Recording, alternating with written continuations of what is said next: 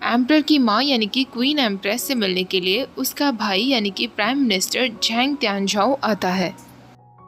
वो उससे कहती है, मैंने तुम्हारे लिए इतने सारे मैरिज प्रपोजल्स भेजे, तुम उनमें से एक भी एक्सेप्ट क्यों नहीं करते हो। झैंग त्यांझाओ उससे कहता है, सिस्टर मुझे माफ़ कर दो, पर तुम्हारा भाई अभी शादी के लिए बहुत छोटा है। सिस्टर मुझ पर नाराज़ मत होना, पर मैंने सुना है कि तुम ग्रैंड मदर बनने वाली हो। एम्प्रेस कहती है, हाँ, और मुझे डिनर के टाइम पर लेडी लियो से मिलना भी है, मुझे अब चलना चाहिए। तभी लेडी लियो यानी कि चैंग फेंग वहाँ आता है और प्राइम मिनिस्टर झैंग त्यांझाओ को उसे देखकर थोड़ा सा डाउट होने लगता है। एम्प्रेस अपनी सर्वेंट से कहती है, लेडी लियो के लिए वाइन सर्व कर दो। चैंग फेंग उससे कहता है, एम्प्रेस सॉरी पर मैं ड्रिंक नहीं करती। एम्प्रेस उससे कहती है, तुम चिंता मत करो, प्रेगनेंसी में ड्रिंक कर सकते हैं, मैं जब ज़िफेन से प्रेग्नेंट थी तो मैं भी करती थी, और अब देखो वो एम्परर बन गया है। दूसरी तरफ प्राइम मिनिस्टर झैंग त्यांझाओ चुप चुप कर चैंग फेंग को देख रहा था और सोच रहा था, क्या ये सच में लेडी लियू फोंग है। उसका चेहरा गौर से देखने पर उसे चैंग फेंग याद आ जाता है और वो कहता है, ये तो prime minister Liu Chang Feng है। ये यहाँ किस मकसद से आया है, इसके दिमाग में क्या प्लानिंग है, और ये मेरे नेफ्यू के चाइल्ड से प्रेग्नेंट कैसे हो सकता है। चैंग फेंग एम्प्रेस को इतनी ज़्यादा वाइन सर्व कर देता है कि वो बहुत ज़्यादा ड्रंक हो जाती है। उनके ड्रंक हो जाने के बाद वो सर्वेंट से कहता है, एम्प्रेस बहुत ज़्यादा ड्रंक हो गई हैं, उन्हें उनके पैलेस में ले जाइए। एम्प्रेस के जाने के बाद चैंग फेंग सोचता है, अब मैं मौका देखकर सीक्रेट रूम जा सकता हूँ और चिंग से मिल सकता हूँ। वहीं प्राइम मिनिस्टर त्यांझाओ सोच रहा था, ये लड़का कुछ वियर्ड है, मुझे इसे फॉलो करना होगा। वो उसके सामने आकर खड़ा हो जाता है और उससे कहता है, तुम्हारी हिम्मत कैसे हुई, तुम एक लड़के होकर यहाँ लड़की के भेस में रह रहे हो, आखिरकार क्या प्लानिंग है तुम्हारी। चैंग फेंग उसके सामने ड्रामा करता है और कहता है, ये आप क्या कह रहे हैं, मैं लियू चैंग फोंग हूँ और आप मुझे लड़का क्यों कह रहे हैं। चैंग फेंग भी प्राइम मिनिस्टर त्यांझाओ को पहचान लेता है और मन में सोचता है, क्या ये मुझे सच में पहचान गया है। त्यांझाओ ज़ोर ज़ोर से चिल्लाकर सबको ये बात बताने वाला होता है, तभी चैंग फेंग उसका मुंह पकड़ लेता है और उससे कहता है, तुमने मुझे कैसे पहचाना। त्यांझाओ उससे कहता है, जब से मैं बच्चा था तब से तुम मुझे इसी तरह डिसीव करते आ रहे हो, तो अब मैं तुम्हें अच्छे से पहचान जाता हूँ। और वैसे भी बहुत ऑब्वियस सी बात है, तुम और तुम्हारी बहन में हाइट का डिफरेंस है, आई कलर का डिफरेंस है, कोई बेवकूफ़ी होगा जो तुम दोनों में फ़र्क नहीं कर सकेगा। मैंने तुम्हें 2 साल से नहीं देखा, पर नहीं सोचा था कि तुम्हारा टेस्ट इतना बदल जाएगा। एक औरत के भेस में पैलेस में एंटर करना और एम्परर को इम्प्रेस करने की कोशिश करना। चैंग फेंग उससे कहता है, और मैंने भी नहीं सोचा था कि तुम एम्प्रेस के भाई निकलोगे। त्यांझाओ कहता है, तुम विश्वास करो या ना करो, पर मैं एम्प्रेस का छोटा भाई और एम्परर का अंकल हूँ। वैसे मैंने अभी देखा कि तुम मेरे सिस्टर के सीक्रेट चैम्बर में जाने की कोशिश कर रहे थे, जहाँ वो मेड सर्वेंट्स को रखती है, क्या तुम्हें उनमें से किसी में इंटरेस्ट है। चैंग फेंग कहता है, क्या तुम्हें पता है कि वो सारी की सारी मेड सर्वेंट्स कहाँ हैं। अगर तुम्हें पता है तो मुझे अभी के अभी वहाँ ले चलो, मुझे उनमें से किसी को ढूंढना है। त्यांझाओ कहता है, मैं कुछ नहीं कर सकता, वो सीक्रेट रूम केवल लॉयल गार्ड्स के लिए बनाया गया है, उन लॉयल गार्ड्स को कमांड देने का हक केवल मेरी सिस्टर या फिर फ्यूचर क्वीन का है। पर वहाँ ऐसा है कौन, तुम्हें किसकी इतनी परवाह हो रही है। चैंग फेंग कहता है, मुझे शक है कि चिंग वहाँ हो सकती है। ये सुनकर त्यांझाओ कहता है, चिंग यानी कि चिंग मुरोंग, कहीं उसने पैलेस में एंट्री मेरे नेफ्यू से बदला लेने के लिए तो नहीं ली है। चैंग फेंग कहता है, मुझे भी इसी बात का डर है कि कहीं चिंग बदले की आग में कोई सिली हरकत ना करे। त्यांझाओ कहता है, अगर चिंग सच में अंदर है तो तुम्हें चिंता करने की कोई ज़रूरत नहीं है, क्योंकि जहाँ तक मुझे पता है मेरी बहन इन लॉयल गार्ड्स की ट्रेनिंग से सेटिस्फाइड नहीं थी, इसलिए इन्हें 2 साल के लिए और सीक्रेट चैम्बर्स में रखा गया है, जहाँ ये अपनी ट्रेनिंग को सुधारेंगे, तो तब तक चिंग को कुछ नहीं हो सकता और उसे किसी से मिलने की अनुमति भी नहीं है। चैंग फेंग कहता है, अगर ऐसा है तो चिंग अंदर सेफ है। त्यांझाओ उससे कहता है, तुम्हें चिंग से ज़्यादा अपनी परवाह करनी चाहिए, तुम एक औरत के भेस में यहाँ आकर रह रहे हो और एम्परर को धोखा दे रहे हो। अब मुझे ऑनेस्टली बता दो कि तुम यहाँ पैलेस में किस वजह से आए हो, वरना मैं तुम्हारी आइडेंटिटी एक्सपोज कर दूंगा। तो चैंग फेंग कहता है, ये जगह नहीं है बताने के लिए, तुम मेरे साथ बाहर चलो, फिर मैं तुम्हें सब कुछ डिटेल में बताता हूँ।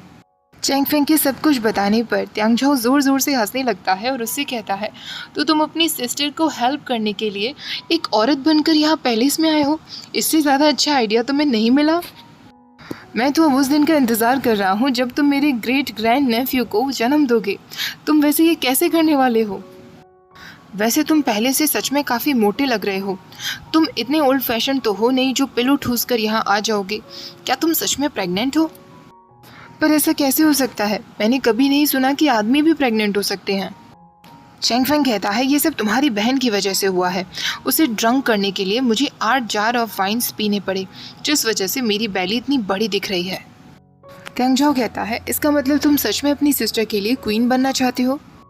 चैंग फेंग कहता है ऑफ कोर्स, इसके 2 कारण हैं। पहला कारण कि मैं अपनी सिस्टर को पैलेस में एक अच्छी जगह देना चाहता हूँ जिससे वो ली ज़िफ़ैन के साथ चैन से रह सके, और दूसरा कारण जब मैं क्वीन बन जाऊँगा तो मैं सीक्रेट चैम्बर में एंटर कर सकूँगा और चिंग से मिल सकूँगा। कैंग झाओ कहता है अगर ऐसा है तो हमारी फ्रेंडशिप के नाते मैं तुम्हारी क्वीन बनने में मदद करूँगा और तुम्हारा सीक्रेट भी छुपाए रखूँगा, पर ऑफ कोर्स मेरी भी थोड़ी सी कंडीशंस रहेंगी। कुछ समय बाद त्यांग झाओ का एक आदमी चैंग फेंग के पैलेस में आता है। वो उसके पैलेस में एक भारी सा बैग छोड़ जाता है। चैंग फेंग सोचने लगता है ये त्यांग झाओ ने मेरे लिए यहाँ क्या भेजा है। उस बैग में बहुत सारे पेपर्स रखे हुए थे। चैंग फेंग सोचने लगता है आखिरकार ये त्यांग झाओ मुझसे क्या करवाना चाहता है।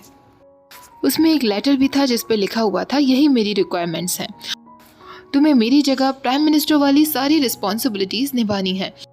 इन सारे पेपर्स को अच्छे से चेक करना और मेरी हैंडराइटिंग को पूरी तरीके से कॉपी कर लेना। बेचारा चैंग फेंग सोचने लगता है ये कितने सारे पेपर्स हैं, मैं इस त्यांग झाओ को तो छोड़ने वाला नहीं हूँ।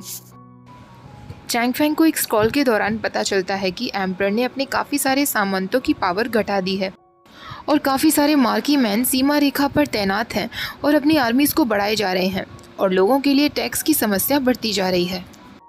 चैंग फेंग सोचता है एम्परर ने ज़रूर इन सामंतों की पावर किसी न किसी वजह से तो घटाई है, मुझे पता लगाना होगा।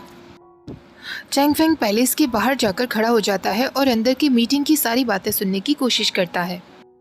वहाँ एक आदमी एम्परर से कह रहा था योर मैजेस्टी, अगर आप इस तरह सामंतों की पावर घटा देंगे तो हमारे पास ज़्यादा सेनाएं नहीं होंगी, जिस वजह से कहीं हम अपने ही टेरिटरीज़ को प्रोटेक्ट ना कर पाएँ। तभी उनका प्राइम मिनिस्टर यानी कि त्यांग झाओ कहता है तुम गलत हो इंपीरियल सेंसर। हालांकि हमारी कंट्री नई है पर फिर भी ये ग्रो कर रही है और काफ़ी हद तक पावरफुल है। यहाँ के लोग एकदम पीस में रहते हैं और आसपास की नेबरिंग कंट्रीज से भी हमारा रिश्ता काफ़ी अच्छा है, तो युद्ध होने की कोई संभावना नहीं है। तो वो आदमी कहता है प्राइम मिनिस्टर, अभी आप बहुत सारी बातें नहीं जानते हैं। अगर कोई वार की संभावना नहीं है तो क्या हम कोई आर्मी नहीं रखेंगे? अगर अचानक से किसी दिन युद्ध छिड़ गया तो हम कैसे इस टेरिटरीज़ को प्रोटेक्ट करेंगे और आपको प्रोटेक्ट करेंगे प्राइम मिनिस्टर? त्यांग झाओ कहता है हमारी कंट्री को प्रोटेक्ट करने की जिम्मेदारी इंपीरियल आर्मी की होती है। तो वो आदमी कहता है क्या सामंतों की आर्मी इंपीरियल आर्मी नहीं है? तभी एम्परर कहता है इनफ, इस बारे में हम बाद में डिस्कस करेंगे, तुम लोग यहाँ से जा सकते हो।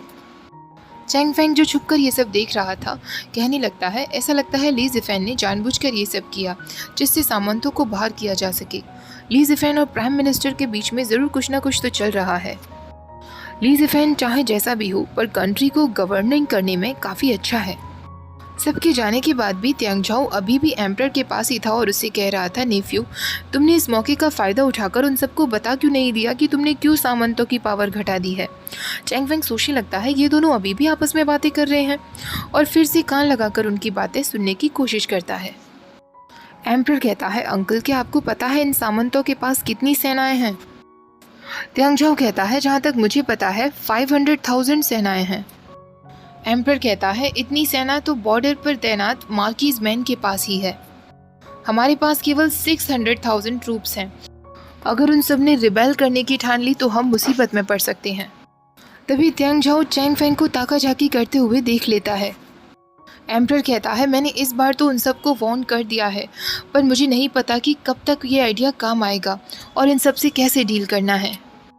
त्यांग झाओ कहता है शायद मेरे पास कुछ आइडियाज़ हैं जिन्हें यूज़ किया जा सकता है। ऐसा वो चैंग फेंग की तरफ देखकर कह रहा था। चैंग फेंग समझ जाता है कि इसके दिमाग में ज़रूर कुछ ना कुछ तो चल रहा है। दूसरी तरफ इंपीरियल सेंसर यानी कि वही आदमी जो अभी एम्परर से बात कर रहा था, वो अपने नौकर को बुलाकर एक खत उसे देता है और उससे कहता है ये मार्कीज मैन को दे देना। वो कहने लगता है अभी तुम ठीक से सीट पे बैठे भी नहीं और हम सामंतों की पावर को कम करना चाहते हो। ली ज़िफ़ैन, तुम बहुत ज़्यादा नादान हो। ओके गाइस, इस पार्ट को यही ख़त्म करते हैं। आई होप आज का पार्ट भी आपको पसंद आया होगा। वीडियो अच्छी लगी हो तो प्लीज़ वीडियो को लाइक शेयर, चैनल को सब्सक्राइब करना मत भूलिएगा। Thank you for watching, bye bye.